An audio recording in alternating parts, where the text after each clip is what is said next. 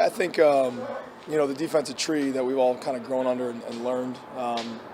It's a little different in each and every way. It has its foundation, but I think just like a foundation, if you're thinking about it, kind of like the branch of a tree. The branches kind of grow out, and you kind of have different things that you've done over the years, and you've kind of put together that you like. But certainly, Coach with his history and how great of a defensive mind he is, we'll come together on that and really develop the best system that we can. But there'll be some similarities to what we've done. There'll be some differences. But at the end of the day, it'll come down to how we execute.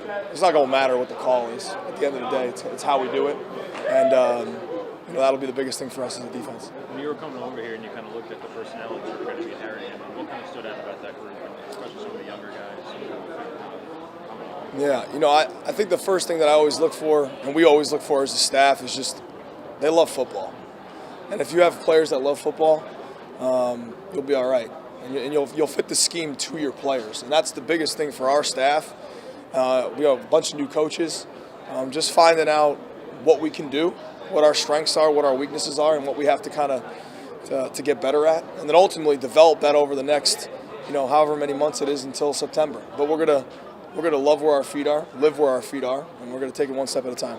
Joe, you're pretty well known as a good recruiter. I just want to talk a little bit about your recruiting philosophy. What are some things you kind of look for in guys? And then you being a Jersey guy, how easy is it to sell on a Jersey program now? Yeah, I think, again, identifying guys that love ball. I think in this day and age of social media and how much that involves in recruiting, sometimes that get lost. It's just how much an individual loves football. And, we talk about family, forget about me, I love you, the sacrifice that it takes to put someone else's needs before yours. That's what we want in recruiting. And if we can identify guys that love to do that, we'll play good defense. But we got to find the people that want to do that. Coach gave an analogy today about guys that go fishing, guys that want to catch the biggest fish, and guys that just love the fish. We want guys that love to play football. And if we get guys that love to play football, we'll be fine. Placing a lot of experience in production at linebacker last season's team. How do you kind of feel about that unit right now? Where they are? Yeah, again, I think just in the early evaluation process, they care a lot. And that's really, really good for us. And that's really, really good for us moving forward. But, there's some talent there. There's a lot of talent. And, working through these first three practices, there's stuff that looks really, really good. And there's stuff that we got to get better at. But that's anything. But we just got to sharpen our tools, But I'm really impressed with how they go about their day, how they go about their business. Coach Heatherman's done a great job already in developing them. And those guys that are helping in there, Coach Noonan, it's going to be a good crew to see develop. And that's the biggest thing, right? We just got to take one step at a time. We can't think about Boston College. We can't think about anything else. We can't even think about tomorrow. Just be where we are, love where we are, and get better each day. Can you talk a little bit more about your relationship with Heatherman? I know obviously you two work together, going back to Springfield. Yeah, so actually I was a senior when Corey was running the scout team. So I used to break his, a little bit when I was a senior and he was running the scout team. But we go way back, and then when I became the defensive coordinator at Maine back in the mid-2000s, we hired Corey as the D-line coach. He's always been a great coach, but first and foremost, he's a great person. So it goes back to, you asked about recruiting and loving football. Corey loves football. He's a football guy, and, once we got together at Maine, and then when I became the head coach, he was the defensive coordinator, and he certainly went on to JMU. I went on to Minnesota. He had great success there, and now we bring it back together, and ultimately it's good just to be around him again. What's it been like coming back to Jersey and what's this whole thing? Yeah, it's wherever home is for you, no one can ever take that away from you. So for me getting back, certainly the family aspect is huge. My whole immediate family's around. My wife is from Connecticut, so her immediate family's around, and just for my two daughters, getting back around the family and being able to do things that we haven't been able to do for a really long time, at least since they've been alive for sure. But for us, it's been since 2010.